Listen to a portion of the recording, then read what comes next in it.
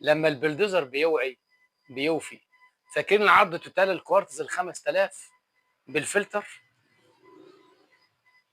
تعالوا شوف مين اللي استفاد منه. روح.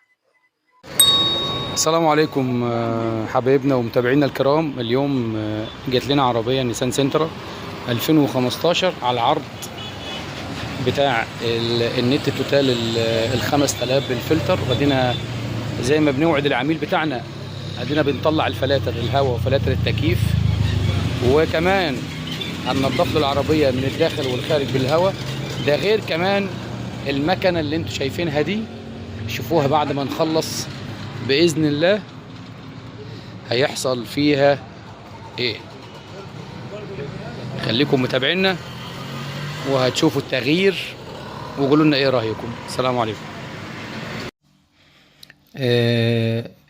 ابتدينا نراجع على السوائل في العربية. ده زيت الفرامل.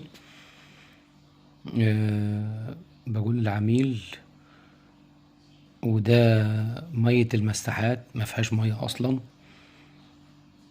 وانا بتكلم معاه واتفاجئنا واحنا بنراجع على السوائل ان الجربة بتاعت الريديتير فاضية مية خالص. دلوقتي رشينا المكنة بالخلطة بتاعتنا، بص عاملة ازاي، وتشوفوا تجلها عامل ازاي. هوريكم دلوقتي وانا بمسح عشان اوريكم المادة دي وتقلها. خلطة جديدة وبتاكل في المكنة اكل. لو انتوا حطيتوا ودنكم على المكنة،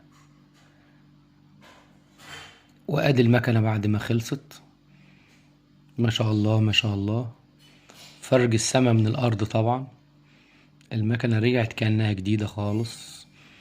الاوساخ والاتربة والزيوت والدنيا دي كل ده بفضل الله ظبطناه والمكنة لمعت كأنها جديدة.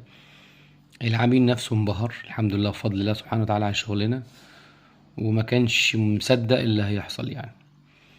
وادي النتيجة النهائية ولله الحمد بفضل الله. مختلفة تماما تماما عن ما كانت الأول. تشرفونا في أي وقت. السلام عليكم.